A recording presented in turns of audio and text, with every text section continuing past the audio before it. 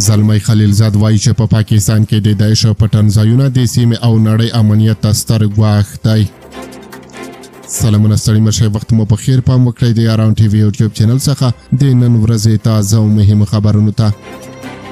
پاکستان هغه هیواد دی چې وخت نه وخت له افغانستان نه ځان او نورو هیوادونو ته د ګواښ په تړاو اندېښنې مطرح کړي دي، خو اوس برعکس په نړیواله کچه دا اندېښنه په خپله له پاکستان څخه راپورته شوې ده او داسې ویل کېږي چې په افغانستان کې له داعش سره د اسلامي امارت کلکه مبارزه د دې لامل شوې ده چې د یادې ډلې مشران د ډیورن فرضي کرښې بلې غاړې د پاکستان تر کنټرول لاندې سیمو کې پټنځایونو ته وتښتي.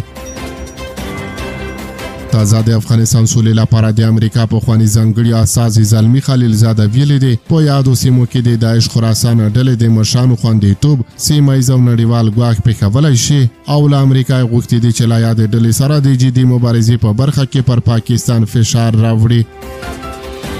د افغانستان سولې لپاره د امریکا پخواني ځانګړي استازي زیاته کړې د داعش خراسان ډلې په ضد په افغانستان کې د طالبانو عملیات د دې لامل شوي دي چې ډېر ترهګر مشران له ډیورن فرضي کرښې هغه غاړې د پاکستان تر کنټرول لاندې سیمو ته ولاړ شي. هلته د داعش خراسان ډلې لپاره د پټنځایونو پیدا کېدل یو سیمه ییز او نړیوال ګواښ پېښولی شي.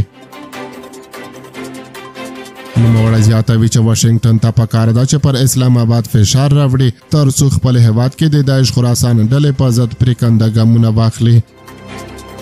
پاکستان لا د وړاندې څو ځله په افغان خاوره کې په دې موخه هوایي بریدونه کړي دي چې ګواکې د خپل هیواد ضد عناصرو پټنځایونه یې په نښه کړي، خو برعکس قربانیان یې عام خلک وو.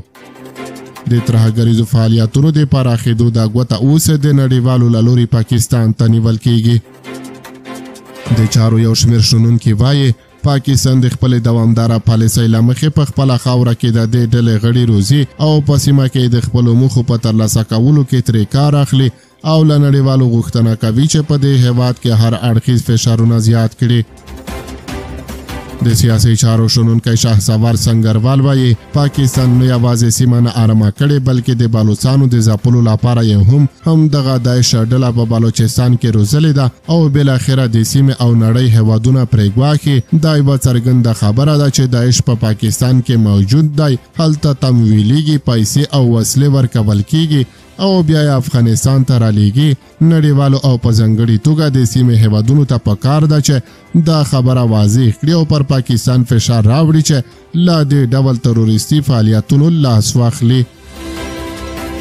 د افغانستان د سولې لپاره د امریکا پخوانی ځانګړی استازی زلمی خلیلزاد داسې مهال په پاکستان کې د داعش خراسان ډلې د حضور او نړیوال امنیت ته ترې د ګواښ پېښېدو خبرداری ورکوي چې لا د وړاندې د افغانستان حکومت د امنیتي او تصفیوي کمیسیون په کلني راپور کې چې په 13 جنوري میاشت کې خپور شو د یاد هیواد تر کنټرول لاندې مشخصو سیمو کې د داعش پټنځایونه او له هغه ځایه افغانستان ته د ګواښ پېښولو خبر ورکړل شوی و.